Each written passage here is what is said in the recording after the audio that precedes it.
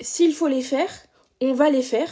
Le PSG est en demi-finale de la Ligue des Champions. Match aller 2-0 au Parc des Princes, match retour 2-0 chez vous, même tarif. Après, il faut avouer que c'était pas un match facile, c'était un match assez frustrant, mais c'est là que le PSG a montré que même dans les temps faibles, le PSG est très fort. On est bien rentré dans notre match, première mi-temps, on se procure beaucoup d'occasions, mais du coup, on loupe surtout beaucoup trop d'occasions. Liverpool aussi, hein, il s'en procure quelques occasions en première mi-temps, mais notre défense ce soir était béton. La réaction de Marquinhos, notre capitaine, sur le sauvetage à la 30e, les frissons, la chair de poule. Même si je suis parisienne, j'avoue que j'ai totalement été sortie du match après la blessure de Ekitike. En fait, je faisais que penser à lui et au fait qu'il va louper la Coupe du Monde. Et vraiment, ça me déchire le cœur pour lui, pour nous les Français, parce qu'il a tellement de talent.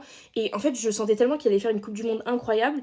Mais non, il va sûrement louper. Je pense qu'il est parti pour des mois et des mois de blessure. En plus, on enchaîne avec la blessure de Nuno Mendes. Bon, on sait pas encore ce qu'il a, mais normalement, je pense que c'est pas très grave. En tout cas, on n'est pas sur des mois de blessure. Donc, première mi-temps, 0-0. On est sur un PSG qui maîtrise quand même plutôt bien le match, donc ça va. Deuxième mi-temps, encore une blessure. Là, j'avoue, ça fait beaucoup. Blessure de Désiré Doué. On sait pas non plus exactement ce qu'il a. En tout cas, j'espère vraiment que c'est rien de grave. Ensuite, le reste du match a été beaucoup, j'avoue, de situations pour Liverpool. McAllister qui donne ses fesses à Pacho pour essayer d'avoir un penalty. Bref. Mais le PSG a vraiment su montrer ce soir que même dans un moment moins bon, où on est moins dangereux, bah le PSG garde la maîtrise du jeu. En fait, notre défense, que ce soit Safonov, Marquinhos, Pacho, en fait, le match, mais de toute l'équipe, hein, même le match de Joao Neves, le match de Zaïre Emery. Franchement, moi, ils m'ont tous fait kiffer ce soir. Hein. Et on en vient quand même à l'homme du match, notre ballon d'or, Ousmane Dembélé, qui nous offre un premier but et un deuxième but, un doublé de ce génie du football. Voilà, tout le monde l'a critiqué après le match aller parce que c'est vrai que, bon, il avait loupé des choses. Mais ce soir, il a répondu sur le terrain de la meilleure des manières, en offrant la victoire au PSG sur un score de 2-0. Ça fait 4-0 au cumulé et on s'envole tout droit vers les demi-finales.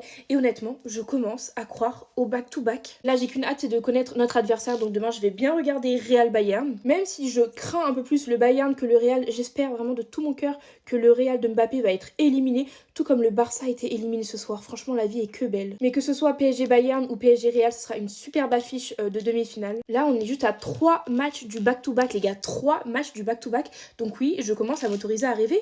Parce qu'en fait, le jeu que propose le PSG, c'est-à-dire que même quand on est moins bon, bah en fait, on reste bon. Genre, je sais pas comment expliquer, mais en fait, il y a ce truc dans l'équipe, il y a toujours cette magie. Enfin, on a retrouvé cette magie parce qu'on l'avait un peu perdue à un moment dans la saison. Mais là, je la ressens, cette petite flamme. À part les blessés, en tant que parisienne, en tout cas, je me suis régalée.